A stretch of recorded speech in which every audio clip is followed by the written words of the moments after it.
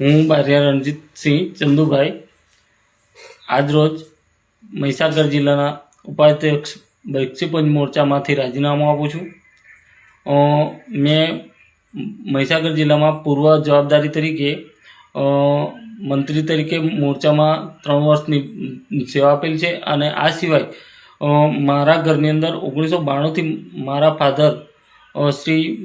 Bharatiya Janata party સાથે જોડાયેલા હતા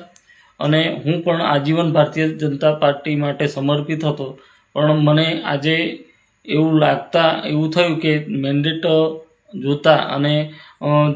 જે પાર્ટીએ મેન્ડેટ આપ્યું એ ઉમેદવારોને જોતા એવું થયું કે આજે શિક્ષણની મોટી વાત થતી હોય ત્યારે આ શિક્ષણની બાબતમાં જે શિક્ષણ વગરના ઉમેદવારો આવતા હોય તો દેશના ભવિષ્ય સાથે ખેલવાડ થતો હોય એવું મને લાગતા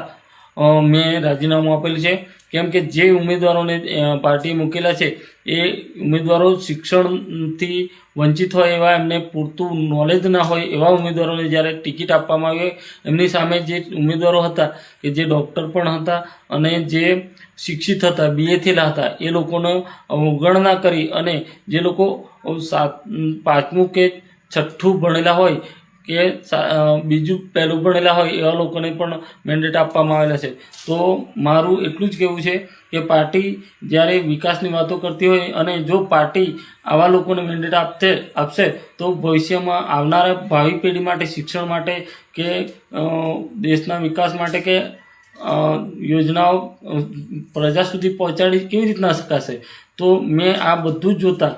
આજે મેં મારા ભારતીય જનતા પાર્ટીના તમામ પદો પરથી હું રાજીનામું આપું છું અને સખત દુઃખ સાથે હું કોઈ પાર્ટી સાથે જોડાતો નથી, પણ હું મારું રાજીનામું સ્વેચ્છાએ આપું છું। જય હિન્દ, જય ભારત।